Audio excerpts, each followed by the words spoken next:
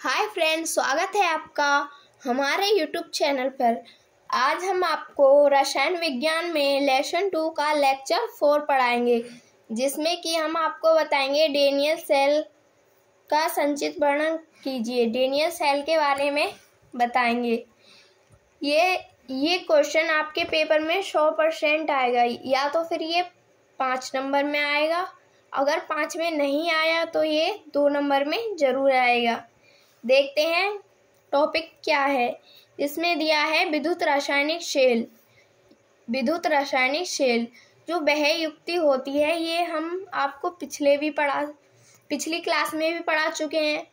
वह युक्ति जो रासायनिक ऊर्जा को विद्युत ऊर्जा में चेंज करती है और विद्युत ऊर्जा को रासायनिक ऊर्जा में परिवर्तित करती है, उसे क्या कहेंगे? विद्युत रासायनिक शेल। इसमें लिखा हुई है वह युक्ति जिसकी सहायता से रासायनिक ऊर्जा को विद्युत ऊर्जा में परिवर्तित किया जाता है, उसे विद्युत रासायनिक शेल कहते हैं।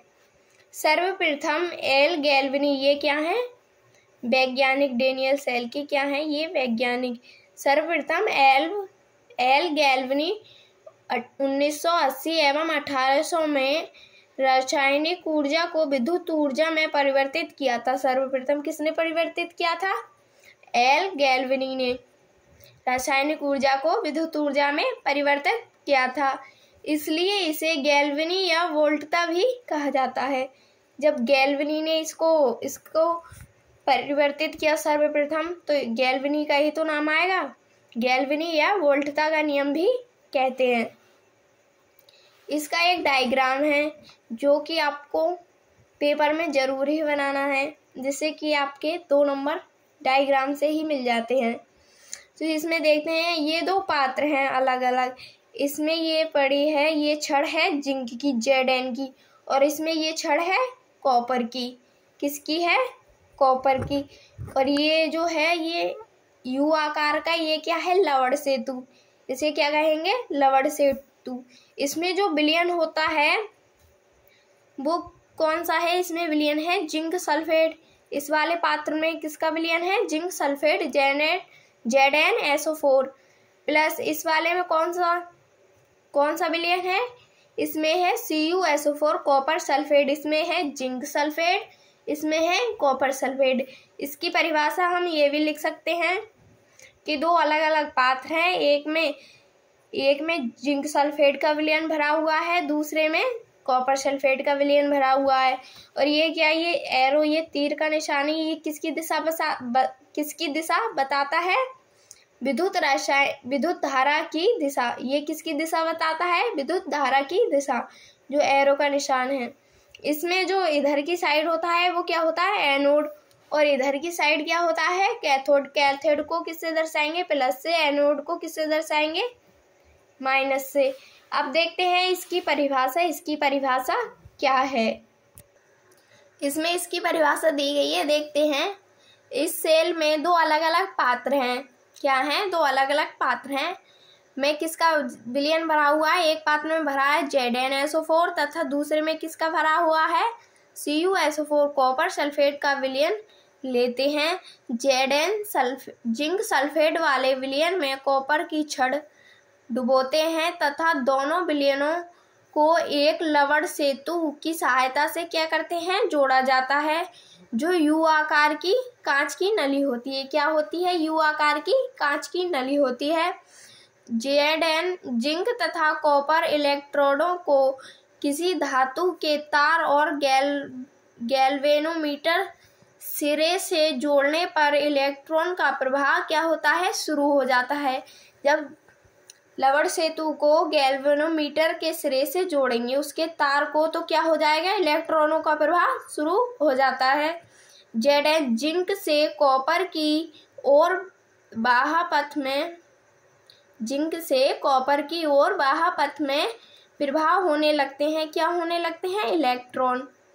जिंक इलेक्ट्रोडों पर जिंक परमाणु Zn2+ आयन बनाकर जिंक इलेक्ट्रोडों पर